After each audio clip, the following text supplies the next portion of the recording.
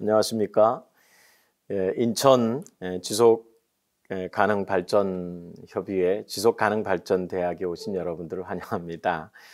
저는 탁현균 강사입니다. 여러분들을 뵙게 돼서 반갑고요. 오늘은 불평등 감소라고 하는 그런 제목으로 함께 여러분들과 함께 지속가능 발전성에 대한 깊은 마음을 함께 나눠보도록 하겠습니다. 먼저 이 불평등 감소라고 하는 그런 말, 그 강의 주제는 지속 가능성을 유지하기 위해서 불평등한 그런 모든 요소들이 반드시 넘어서야 할 어떤 분명한 당위성이 포함되어져 있다라고 그렇게 생각을 해보게 됐습니다. 지속 가능성을 담보하기 위해서 이 불평등한 요소들을 넘어서는 것, 그거야말로 사회를 건전하게 세워가는데 가장 중요한 어떤 가치가 될 수 있지 않겠나. 그럼에도 불구하고 과연 불평등이 해소된 완전한 평등 사회는 가능할까? 결론부터 말하자면 강의 제목에서 우리가 짐작할 수 있는 것처럼 완전히 평등한 사회를 지향하면서 여전히 생겨난 어떤 불평등한 요소들, 그런 요소들을 극복하고 줄여나가는 것, 그것이 현실적인 대안이 될 수 있겠다라고는 생각을 가져봅니다. 그 가능성을 찾아내고 사회적인 합의를 이끌어내면서 제도화하는 그런 것이야말로 성숙한 시민의식을 가진 우리 모두가 지향해야 할 노력의 출발선이라고 할 것입니다. 여러분, 지속 가능성이라고 하는 그런 말 안에는 실은 좋은 것을 계속해서 누리고 싶어 하는 그런 마음이 포함되어지지 않겠습니까? 아름답고 건전한 것, 또 더 나은 것들을 계속해서 가지고 싶어 하는 그런 마음들. 아마도 환경이나 제도적인 어떤 부분들이나 문화나 또는 많은 교육적인 부분들, 그 모든 것들에서 최고의 가치, 소중한 것들을 계속해서 가지고 싶어 하는 그런 마음들이 이 의지 속에 또 지속 가능성 속에 담겨져 있는 것이 아닐까 생각을 해봅니다. 자, 그래서 저는 이 불평등한 요소들이 얼마나 있을까? 사실 제가 세 가지 정도를 언급하고 있습니다만 이것보다 훨씬 더 많은 어떤 불평등한 요소들이 많을 겁니다. 그 가운데 이제 제가 여러분들과 함께 나누고 싶은 것은 가난과 부의 불평등, 그리고 고학력과 학벌 사회, 그리고 그것으로 인하여서 가져오는 어떤 교육의 불평등, 또 최근에 이슈가 되어지는 것 가운데 많은 부분이 있습니다만 여성과 남성, 그리고 동성애에 대한 부분들, 그 외에도 다문화 사회에서 생겨나는 인종차별 같은 이런 많은 부분들, 직업이나 직책에서 오는 그런 갈등이나 불평등이 많이 있으리라 생각을 합니다. 그 가운데 이제 먼저 가난과 부의 불평등에 대해서 살펴보기로 합니다. 자본주의 사회에서 재산이 많고 적음, 그것은 가난과 부의 어떤 중요한 기준이 되어질 겁니다. 돈을 많이 벌어들인 사람이 그렇지 못한 사람들에 비해서 더 풍요롭고 또 안정된 생활을 하게 되는 것은 당연한 겁니다. 그리고 이러한 사회를 부정하고 그 지위나 또 가지고 있는 것들을 빼앗는 것 불가능한 것이죠. 공산주의 사회에서나 가능한 일일 텐데 그렇지 않은 다음에야 사유재산을 늘려가는 것 매우 바람직한 일입니다. 또 모두가 부러움을 살 만한 그런 일이죠. 좋은 차를 타고 또 넓고 안락한 집을 가지는 것, 그렇게 살아가는 것. 그래서 대부분의 사람들이 추구하는 그런 삶의 중요한 가치가 바로 재산에 있다라고 하는 겁니다. 가난한 사람도 더 나은 삶을 영유하기 위한 노력들을 하는 것이 사실이죠. 그럼에도 불구하고 여전히 벗어날 수 없는 어떤 현실적인 한계, 그것은 분명히 존재합니다. 그래서 국가나 사회가 세금 제도를 도입해서 그런 불평등한 부분들을 좀 해결해 보기 위한 나름대로의 어떤 복지 정책을 펴긴 합니다만, 그러나 불평등의 벽은 여전히 두텁기만 합니다. 두 가지 질문을 여러분들에게 드려봅니다. 부유한 사람들의 그 풍요로움은 순전히 그들만의 노력일까라고 하는 거예요. 부유한 사람들의 풍요로움은 순전히 그들만의 노력일까?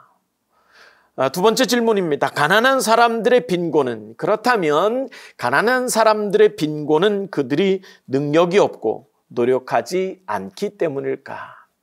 저는 이런 이제 각각의 주제에 따라서 두 가지씩의 질문을 드릴 겁니다. 그리고 그 질문에 대한 해답은 우리 스스로가 좀 조심스럽게, 우리가 대학이니까 좀 유니버셜하게, 아카데믹하게 여러분들이 좀 그 질문에 대한 대답을 한번 스스로 달아볼 수 있었으면 좋겠다 싶습니다. 자, 두 번째, 고학력과 학벌 사회 그리고 교육의 불평등에 관한 문제입니다. 키가 서로 다른 세 명의 사람들이 이 펜스 너머로 야구 경기를 지켜보는 그런 모습을 세 가지로 표현하고 있는 그림을 보고 있습니다. 첫 번째 그림의 제목은 평등입니다. 평등. 모두가 똑같은 높이의 상자를 밟고 올라서서 야구를 관람하고 있는데, 이때 키가 큰 사람은 키가 작은 사람은 펜스에 가려서서 경기장조차 볼 수 없죠. 반면에 두 번째 그림은 공정이라고 하는 그런 제목으로 제일 키 큰 사람의 상자를 작은 키의 사람에게 주어서 세 명 모두가 다 공정하게 경기를 관람하고 있습니다. 마지막 그림은 가장 큰 사람이 여러 개의 상자를 독점한 그런 그림을 표현하고 있습니다. 이 그림이 표현하고 있는 것은 양극화된 현실과 이를 개선하기 위한 방법이 무엇일까라고 하는 것에 대한 주의 깊은 그런 생각을 하게 하는 것이죠. 가장 먼저 생각할 수 있는 것은 기계적인 평등입니다. 모든 사람이 평등하게 상자 하나씩 나누어서 갖고 있는 것이죠. 그러나 기계적인 평등이 꼭 결과적으로 공정한 것은 아닐 겁니다. 대신 이 그림에서는 대안으로 키 작은 사람에게 상자를 더 쌓아주는 것이지요. 공정으로서의 어떤 정의, 그렇게 설명할 수 있을 겁니다. 쉽게 말해서 개인의 기회 평등을 보장하는 것입니다. 최소 수혜자에게 최대 혜택이 돌아갈 수 있도록 사회 시스템을 만들어 나가야 한다라고 하는 그런 의미가 담겨져 있는 것이죠. 그런데 여러분, 세 번째 그림, 이것이 어쩌면 우리의 현실입니다. 그래서 불평등한 것이죠. 불공정한 것입니다. 세 번째 그림에서 묘사된 것처럼 덩치 큰 사람이 더 높은 상자를 갖고 있고요. 작은 사람은 상자를 갖기는커녕 구덩이에 빠져 있습니다. 야구 경기를 관람할 수가 없는 것이죠.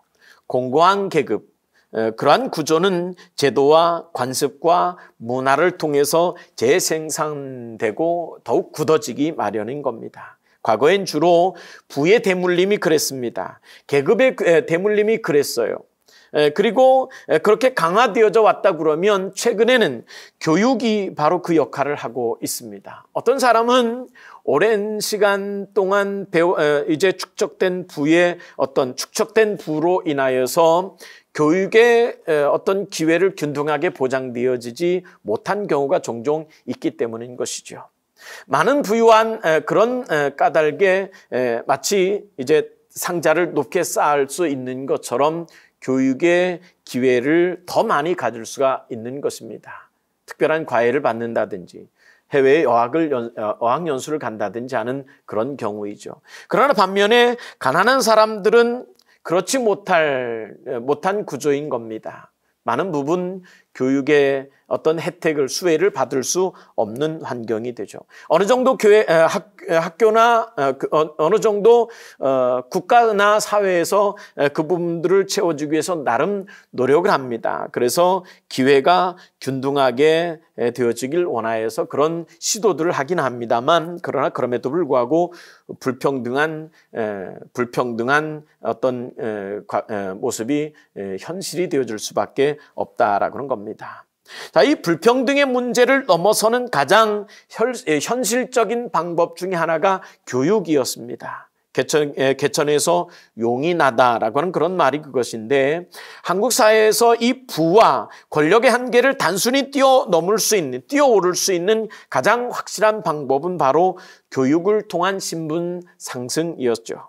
물론 이는 또 다른 불평등의 대열에 합류하는 일이기도 하지만 기회의 평등은 보장되는 셈이었습니다. 그러나 이런 기회의 평등마저 가난과 부의 불평등한 어떤 현실이 반영되어져서 결국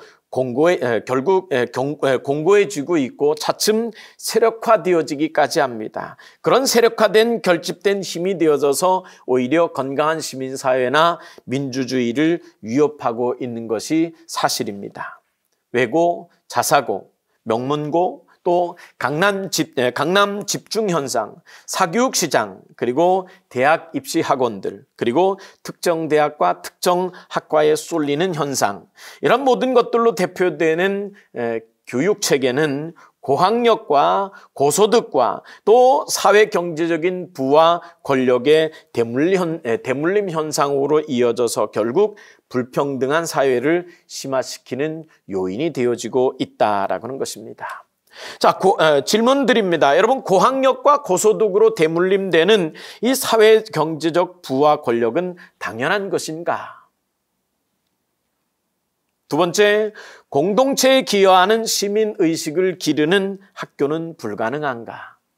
대한학교들이 많은 부분 이 부분에 대한 깊은 고민을 가지고 바꿔보려고 하고 나름대로의 어떤 대안을 가지고 노력합니다만, 그러나 거기에서 자라나는, 거기에서 교육되어진 그런 아이들, 그런 학생들이 사실은 수단과 목적이 다른 그런 까닭에 목적 지향성을 가지다 보니까 결국은 불평등한 현실, 곧 개인의 성공을 위한 어떤 발판으로 이제 대한교육을 사용하는 예가 종종 있다라고 하는 것입니다.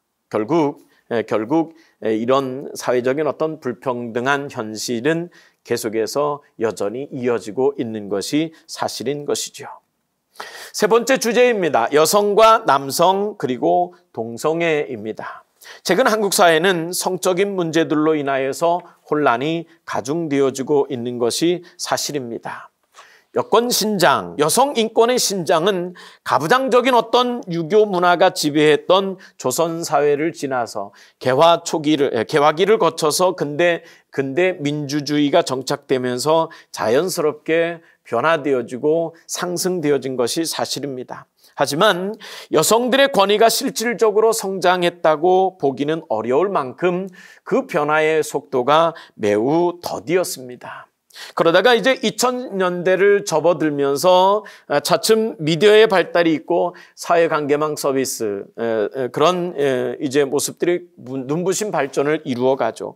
그런 엄청난 속도로 사회 변화를 이끌고 있고, 그리고 남성 위주의 계급적인 사회 구조는 큰 변화를 요구받게 됩니다. 민망하게도 그동안 여성들이 당하고 있었던 모든 성추행이나 성폭력, 이런 모든 불평등한 구조는 우월한 지위를 가진 남성들에 의해서 아무렇지도 않게 자행되어져 왔던 것이 사실입니다. 안타깝게도 여전히 진행형일 뿐만 아니라 오히려 이러한 지적과 저항을 부당하게 여기기까지 합니다. 그리고 온갖 거짓으로 일관하는 이들이 존재하고 있습니다. 여성들의 사회적인 위치, 성숙한 의식에 비해서 일부 남성들의 성숙하지 못한 채 굳어버린 가부장적인 의식들이 그 원인이라 할 수 있을 것입니다. 자, 성추행이나 성폭행의 어떤 부정적인 이미지가 남성과 여성을 선긋게 하고 서로 적대시하는 어떤 극단적 페미니즘, 이것들이 이런 극단적인 페미니즘이 만연한 것은 우리가 주의를 기울여야 할 일이 아닐 수가 없죠. 사실 페미니즘 자체는 불평등하게 부여된 여성들의 지위나 그런 역할에 대한 권리회복 운동이었어요. 1890년대부터 사회의 변화를 일으킨 여성운동이었습니다. 아주 바람직한 그런 여성운동이었죠. 동성애 문제 역시 개인이나 종교적인 신념에 따라서 차별과 강요가 존재합니다. 불평등 해소를 위해서 넘어서야 할 어떤 거대한 장애물들이 있어서 많은 문제 중 하나가 되어집니다만, 페미니즘 운동이 이러한 불평등에 대한 극단적 선택이 되어서는 곤란하다라고는 사실도 우리가 가질 수 있어야 합니다. 왜냐하면 우리는 성숙한 민주사회를 살아가고 있기 때문인 것입니다. 질문 드립니다. 남성 혹은 여성의 평등은 상대에게 서로 적대적이어야 할까? 남성과 여성 이 평등을 위해서, 남성과 여성이 서로 평등하기 위하여서 상대를 적대시해야 되는 것일까라고 하는 그런 질문입니다. 두 번째 질문입니다. 저도 기독교인이기 때문에 이 부분에 대해서는 굉장히 동의를 하고 동감도 합니다만, 그러나 그럼에도 불구하고 종교인들이 넘어설 수 없는 어떤 한계 상황이 분명히 있습니다. 그래서 이런 질문을 드립니다. 기독교인들의 종교적 신념으로 인하여서 초래되는 배타적 동성애 문제, 과연 정말 넘어설 수 없는 문제일까? 후에 말씀드리겠습니다만, 우리가 좀 더 성숙한, 서로를 존귀 여기고 존중하는 그런 마음을 가질 수 있다 그러면, 여러분, 기독교인이라 할지라도 그들을 배타적으로만 보아서는 안 된다라고 하는 것입니다. 왜냐하면 그들도 소중한 인격을 갖춘 한 사회의 시민들이기 때문인 것이죠. 자, 그러면 이런 모든 이외에도 이제 다른 여러 가지 불평등의 문제가 많이 존재합니다만, 그런데 이와 같은 모든 불평등한 문제의 원인들이 무엇일까라고 하는 것은 무엇일까라고 하는 그런 문제의 핵심을 찾는다 그러면, 저는 그것을 능력주의 사회로 인하여서 비롯되어진 일이다라고 하는 생각을, 그런 관점을 한번 가져봅니다. 자, 능력주의 사회. 능력주의는요, 개인의 능력에 따라서 사회적인 지위나 권력이 주어지는 사회를 능력주의 사회라고 이렇게 이야기합니다. 개인의 성공에 대한 대가로 권력이나 부를 당연히 누릴 수 있다라고 하는 것입니다.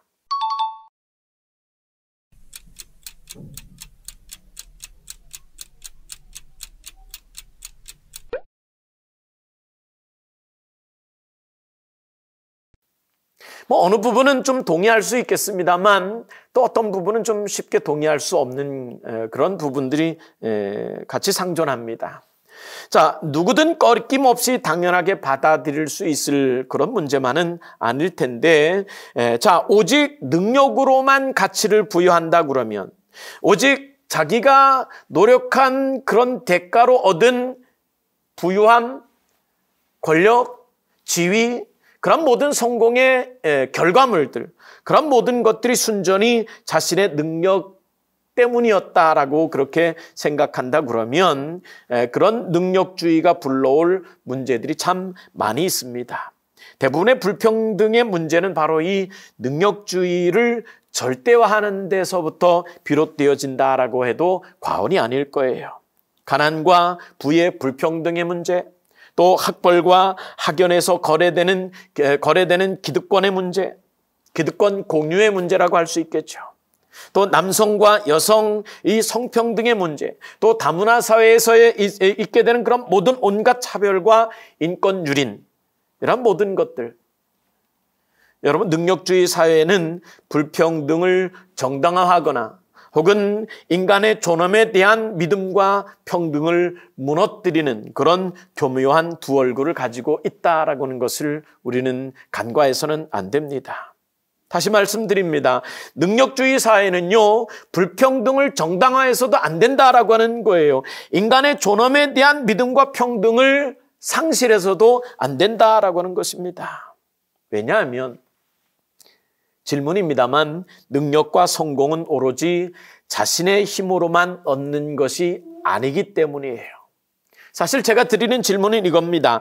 능력과 성공은 오로지 자신의 힘으로만 얻는 것일까? 그게 아니다라고 하는 것이죠. 그리고 우리 주변의 능력주의 경쟁으로 인하여서 생겨난 폐해들은 무엇인가? 이것이 여러분들에게 드리는 질문입니다. 왜죠? 대학이기 때문입니다. 아카데믹하기 때문인 것이죠. 자, 그러면 우리가 지속 가능한 사회를 위해서, 지속 가능한 사회를 온전히 유지하기 위해서 우리가 이런 한계 상황들, 이런 불평등의 문제들을 어떻게 해소할 것인가라고 하는 거예요. 지속 가능함은 유의미하고 긍정적인 기대감을 갖고 있는 표현이라고 제가 말씀드렸어요. 처음 강의를 시작하면서 좋은 것을 오랫동안 누리고 싶어하는 것 때문에, 또 선한 것을 혹은 바람직한 것을, 긍정적인 것을 좋다라고 그렇게 표현하는 거, 행복하다라고 표현하는 그런 모든 것들이 오래 지속되어야 하기 때문인 것이죠. 건강하고 행복한 가정을 지속하는 것, 그리고 밝고 즐거운 사회를 유지하는 것, 전쟁이나 굶주림, 사회적인 갈등이 없는 평화로운 나라를 지속하는 것, 그리고 깨끗한 환경과 지구를 지켜내는 것, 이런 모든 것들, 이 모든 것의 지속 가능성을 꿈꾸고 소원하는 것은 여러분, 우리 사회가 반드시 지향해야 할 모두의 염원이 아닐 수가 없을 겁니다. 그럼에도 불구하고 선언만으로 이것이 가능한 일이 아니기 때문에, 선언만으로 또 어떤 문자적인 문구만으로 그 염원을 완성해낼 수가 없는 일이기 때문에 우리는 주의 깊게 사회적인 어떤 약속과 또 결단을 필요로 하고 있다라고 하는 겁니다. 하버드 대학 마이클 샌들 교수는요, 능력주의 사회에서 이야기하는 사회적 불평등을 해결할 수 있는 방법으로 공동선이라고 하는 common gods이라고 하는 good이죠. god이 아니고, 제가 감리교 목사이다 보니까 good이 good보다는 god이 훨씬 더 친숙한 부분이 있습니다만, 공동선 common good이죠. 이 공동선에 기여하는 사회가 되어야 한다라고 하는 그런 부분들을 이야기하였습니다. 공동의 선은 개인을 포함해서 사회 혹은 공동체 전체를 위한 선을 의미합니다. 이것은 도덕적이고 윤리적인 문제이고 회피해서는 안 될 가치에 대한 피할 수 없는 질문이 되어야 한다라고 그렇게 보았습니다. 좀 어렵죠? 쉽게 이야기하면 이렇습니다. 공동의 선, 곧 모든 사회 구성원들이 공동의 어떤 선을 추구하기 위한 도덕적인 책임감, 윤리적인 책임감을 가져야 된다라고 하는 그런 의미인 거예요. 예를 들면 좋은 일을 하고 선한 일들을 하는 데 있어서 스스로 그런 책임감을 가지고 선한 일을 도모하고자, 좋은 일들을 도모하고자 애쓰고 노력하는 마음을 가져야 된다라고 하는 겁니다. 어떤 삶이 공동의 선을 추구하거나 혹은 기여하고 있는지를 살펴보면서 공동의 선을 위한 어떤 노력과 노동이 그 가치를 인정받는 사회가 되어야 한다라고는 사실을 역설하고 있는 겁니다. 공동선은 모든 불평등한 요소를 넘어서서 존중과 배려, 사회 구성원들 모두가 고귀한 인격체로서 그 존엄성을 인정하는 것에서 출발해야 된다라고 하는 것이죠. 매일 아침 거리를 청소하는 이들의 수고로움이 있습니다. 보이지 않는 건데, 또 많은 사람들이 잠들어 있는 가운데 이제 이른 아침부터 거리를 청소하는 이들의 수고로움, 또 공익과 질서를 위해서 일하는 경찰들이나 혹은 화재 위험한 현장 속에서 이제 그 불을 끄기 위해 진화를 하기 위해서 애쓰고 노력하는 소방관들, 군인들도 있습니다. 공무원들이 수고로움도 있습니다. 코로나19의 최전선에서 악전고투하는 그런 의료진들과 방역당국자들의 수고에 대한 존엄성, 그런 마음들을 우리가 가져야 한다라고 하는 것이죠.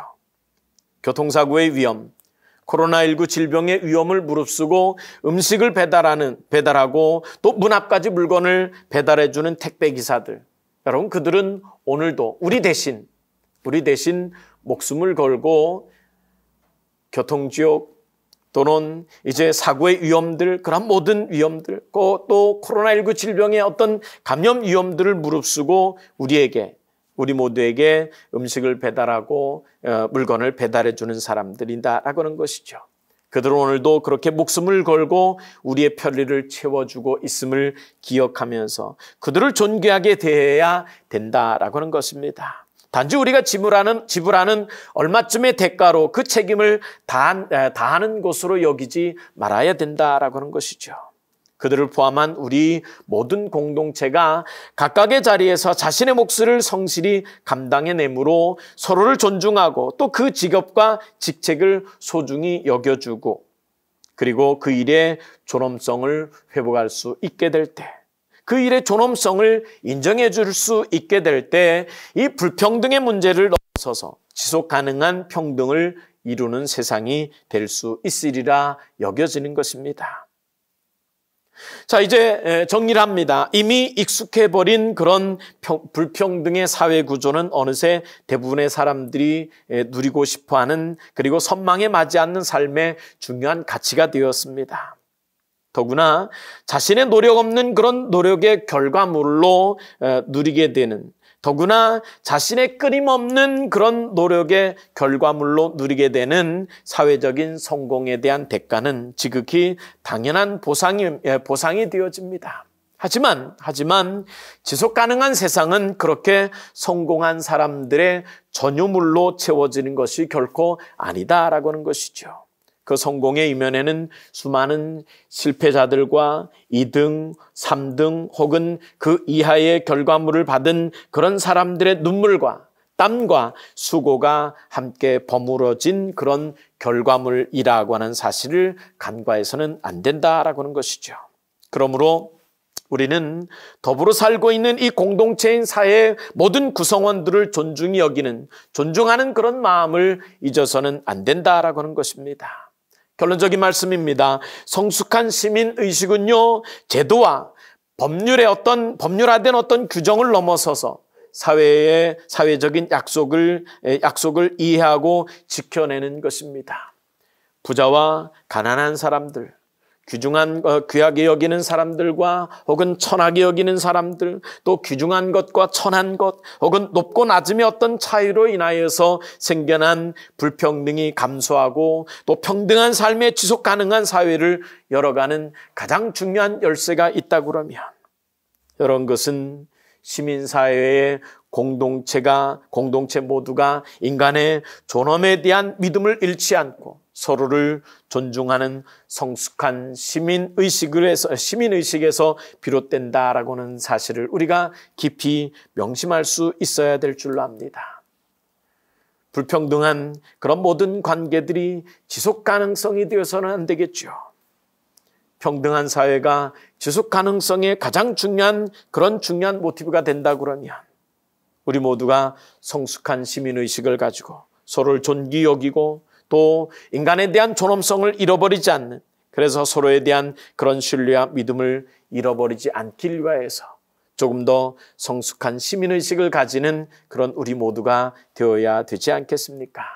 또 마음을 잃어버리지 않는 그런 가운데 이제 함께하는 성숙한 시민으로 건강하게 만날 수 있게 되길 간절히 소원합니다.